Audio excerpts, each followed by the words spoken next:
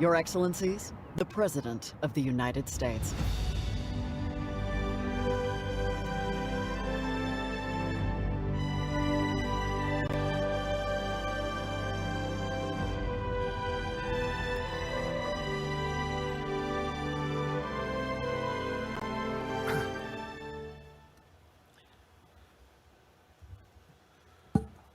Hello, everyone. We're going to extend this conference another 5 days. Good. That's okay. Welcome to the final APEC Leaders session. Over the last few days, we've worked together, and I think that's not hyperbole. We've worked together to find ways to build an inclusive, resilient, and sustainable economies for the Asian Pacific.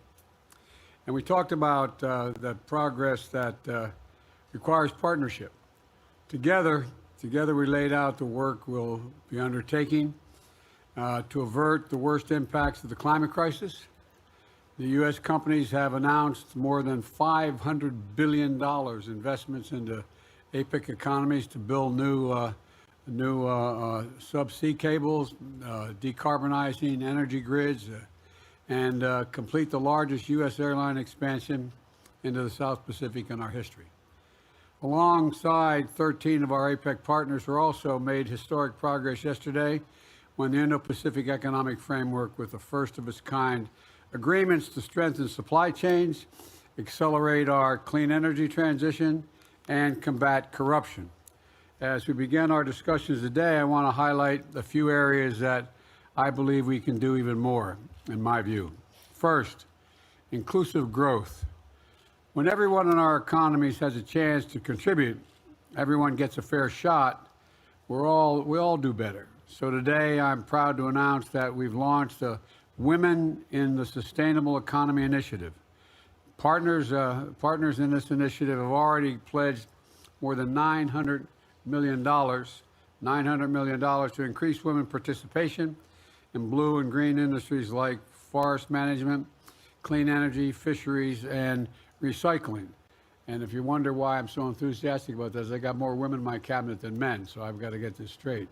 But all kidding aside, I think this is a very important initiative, including by creating the first ever facility dedicated to helping women and women-led businesses and organizations in developing countries to gain access to climate finance. We're also supporting programs that expand access to STEM education, to address laws that limit women's equal access to land and natural resources. And we plan to invest in young women entrepreneurs in the maritime sector and to scale up these projects as well. I challenge us all to find new ways we can seize the full potential of all of our people. Secondly, interconnected growth and technology. We're going to see more technological change in the next 10 years than we've seen in the last 50 years. I don't think that's hyperbole. I think we're going to see that changing so rapidly. And together, we have to make sure it changes for the better. Matter of fact, Xi Jinping of China and I had a brief discussion about the impact of artificial intelligence and how we have to work on it. Together, we must ensure the change is for the better. We must ensure that the digital technologies like artificial intelligence are used to uplift, not limit the potential of our people. And that's why earlier this summer, the United States brought together leading AI companies who agreed to voluntary commitments to keep AI systems safe and trustworthy, including the following: committing to independently test and secure the security of their AI systems before these systems are released to the public. 2, committing to watermark content that is AI generated, so people know it's been generated by artificial intelligence. Committing to prioritize and minimize the risk that AI systems can pose to society, like promoting bias or discrimination. Just last month, I signed an executive order here in the States to set new AI standards for public and private sector in the United States, such as requiring developers of the most powerful AI systems to share their safety test results with the U.S. government. This is in the U.S. Strengthen technologies to protect our privacy, and preventing employees from using AI to exploit their employers from using AI to exploit their workers. We're also expanding grants for AI research in key areas like healthcare and climate change, which has great potential. But this is a shared challenge and requires shared solutions. And I would respectfully suggest all of us around this table have a responsibility to work together to seize the opportunities and manage the risk of this technology, which are so critical to our collective economic futures. And finally, as I said yesterday, America's commitment to the Asia Pacific is unwavering and, in our view, from America's perspective, essential. I know President Boultre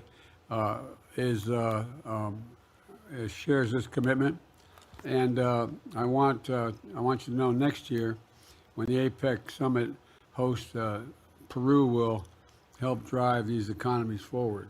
We'll be hanging out in Peru. The views are going to be nice too. Well, so as we begin our discussion, I'd like to take a moment to pass the ceremonial torch from the United States to Peru.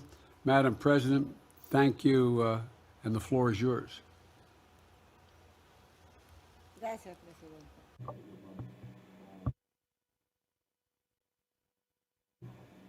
Bien.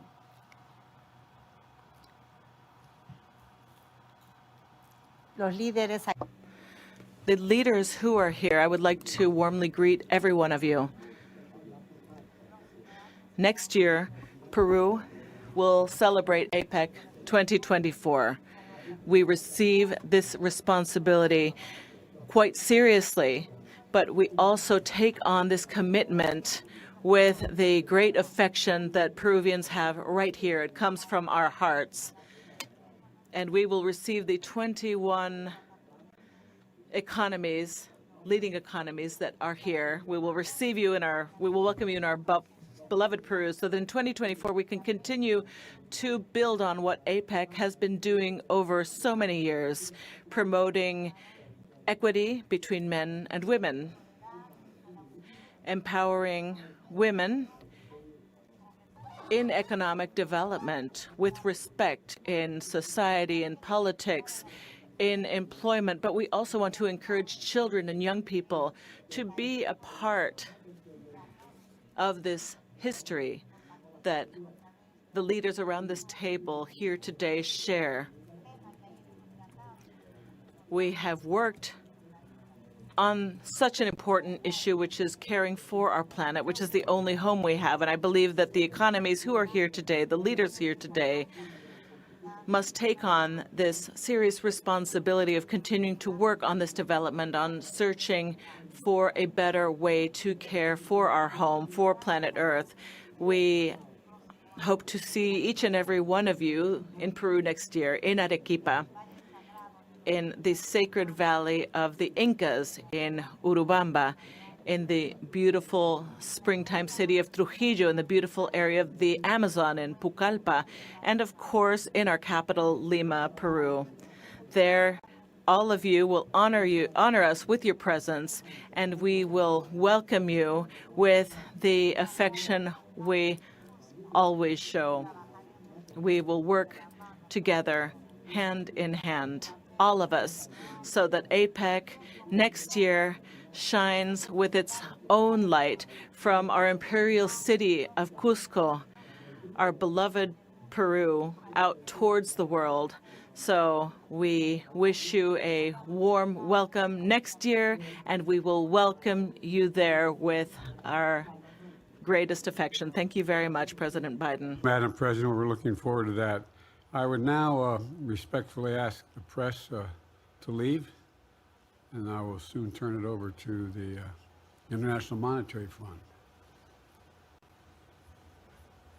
At this time, we please ask the press to quietly depart.